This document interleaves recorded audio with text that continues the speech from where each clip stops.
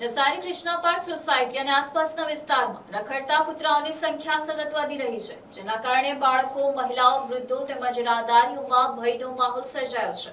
અનેક વખત કૂતરાઓ લોકોની પાછળ દોડે છે, હુમલો કરે છે અને વાહન ચાલકોને અકસ્માતનો ભોગ બનવું પડે તેવી પરિસ્થિતિ ઊભી થાય છે. રાત્રિના સમયે કૂતરાઓના ટોળા ભારે ઉપદ્રવ મચાવતા હોવાનો પણ આક્ષેપ કરવામાં આવ્યો છે. અરજીમાં ભારતના બંધારણની કલમ 21 prevention of cruelty to Animal Act 1960, Animal Birth Control Rules 2023 તેમજ સુપ્રીમ કોર્ટના વિવિધ ચુકાદાઓનો ઉલ્લેખ કરીને સ્થાનિક સ્વરાજ્ય સંસ્થાની જવાબદારી યાદ અપાવવામાં આવી છે. રજૂઆત મુજબ જાહેર સુરક્ષા જાળવવાની સાથે રખડતા કૂતરાઓનું સર્વેક્ષણ, સ્ટેરિલાઇઝેશન અને એન્ટી રેબિસ રસીકરણ જેવી કાર્યવાહી સમયસર થવી જરૂરી છે. રહેવાસીઓએ વધુમાં આક્ષેપ કર્યો છે કે કેટલાક લોકો દ્વારા રહેણાંક વિસ્તાર અને કોમન પ્લોટમાં રખડતા કૂતરાઓને નિયમિત ખોરાક આપવામાં આવતા હોવાથી કૂતરાઓના ટોળા એકત્રિત થાય છે અને આક્રમક વર્તન વધે છે.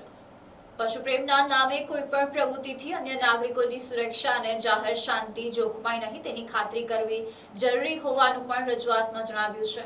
અરજદારોની મુખ્ય માંગણીઓમાં સોસાયટી વિસ્તારમાં તાત્કાલિક સર્વે, એનિમલ બર્થ કંટ્રોલ રૂલ્સ 2023 મુજબ સ્ટેરિલાઇઝેશન અને એન્ટી રેબિસ વેક્સિનની કામગીરી પૂર્ણ કરવી, આક્રમક અથવા જોખમી કૂતરાઓ અંગે નિયમ મુજબ કાર્યવાહી કરવી, કોમન એરિયામાં જાહેર ઉપદ્રવ અટકાવવા જરૂરી પગલાં લેવા તેમજ 7 દિવસમાં થયેલી કાર્યવાહીની લેખિત માહિતી આપવાનો સમાવેશ થાય છે. રહેવાસીઓએ ચેતવણી આપી છે કે જો 7 દિવસમાં અસરકારક કાર્યવાહી નહીં કરવામાં આવે તો તેઓ જિલ્લા કલેક્ટર, રાજ્ય સરકાર, લોકાયુક્ત તેમજ ગુજરાત હાઈકોર્ટમાં બંધારણની કલમ 226 હેઠળ રીટ પિટિશન અથવા જાહેર હિતની અરજી દાખલ કરવા સહિતની કાનૂની કાર્યવાહી હાથ ધરશે. સાથે જ ભવિષ્યમાં કોઈ જાનહાનિ કે ગંભીર અકસ્માત સર્જાય તો તેની જવાબદારી સંબંધિત વિભાગ અને અધિકારીઓની રહેશે તેવી પણ રજૂઆતમાં નોંધ કરવામાં આવી છે. કૂતરા થકી એના અમે ત્રાસી ગયા છે, કૂતરાથી હેરાન થઈ ગયા. એટલા અમને મારી જાય, ઘરે આવીને મારી જાય, અમારે દવાખાને જવું પડે એટલું મારે.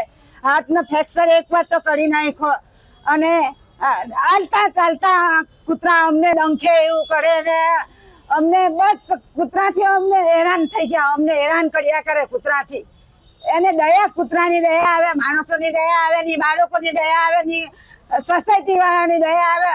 કૂતરાને ચૂપ કરીને બોલાવે તો દોડતા રેસ હોય તેમ જોશમાં આવે. મોટા માણસોને પાડી નાખે, નાનાને મારી નાખે, આવા ઘૂમરા કરી નાખ્યા છે કેટલા બાળકોને તો.